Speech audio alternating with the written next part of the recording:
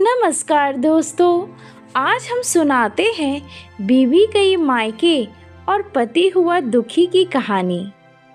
एक छोटे से कस्बे में राघव और नैना नाम का दंपति रहता था। दोनों की शादी को 5 साल हो चुके थे। राघव एक सरकारी दफ्तर में क्लर्क था और नैना एक सादी, समझदार और संस्कारी महिला थी।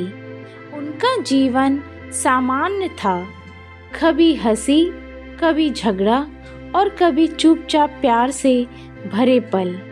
समय के साथ छोटी छोटी बातों पर टकरार बढ़ने लगी।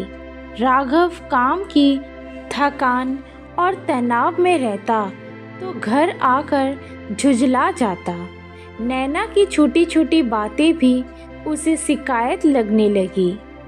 एक दिन नैना ने धीरे से कहा, राघव, तुम अब पहले जैसे नहीं रहे। पहले तुम मेरी बात ध्यान से सुनते थे, अब बस डांटते रहते हो।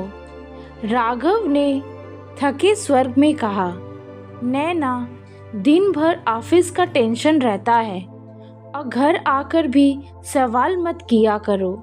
नैना चुप हो गई, लेकिन उसकी आंखें भर आई।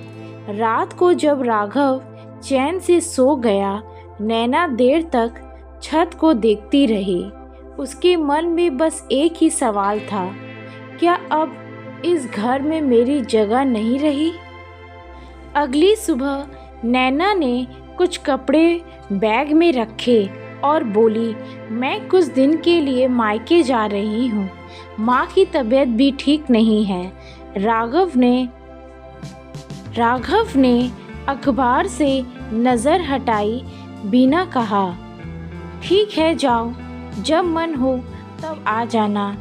इन शब्दों में प्यार नहीं, ठंडापन था। नैना की आंखों में आंसू आ गए, लेकिन उसने कुछ नहीं कहा। वो चुपचाप ऑटो लेकर निकल पड़ी। पहले दिन राघव को लगा, अच्छा है, अब शांति है, कोई झिकझिक नहीं। लेकिन दूसरे दिन जैसे घर की दीवारें भी बोलने लगी। रसोई की खामोशी, नैना की हंसी की गूंज, सब कुछ उसे सताने लगा। जब वो दफ्तर से लौटता तो आदतन आवाज लगता, नैना, पानी देना ज़रा। फिर खुद ही मुस्कुराकर सोचता, अरे अब कौन देगा। रात को उसे नैना की बनाई चाय, उसका इंतज़ार सब याद आने लगा। धीरे धीरे राघव को एहसास हुआ कि असली सुकून तो उसी के साथ था। एक हफ्ते बाद राघव ने कांपते हाथ से फ़ोन उठाया। हेलो नैना।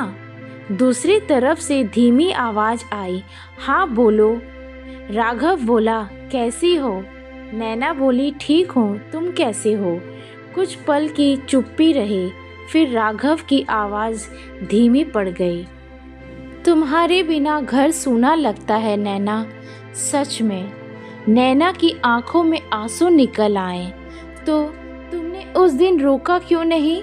राघव ने गहरी सांस ली। गलती मेरी थी नैना, मैंने कभी महसूस ही नहीं किया कि मेरी खुशी तुमसे है। कुछ पल बाद नैना ने धीमे से पूछा,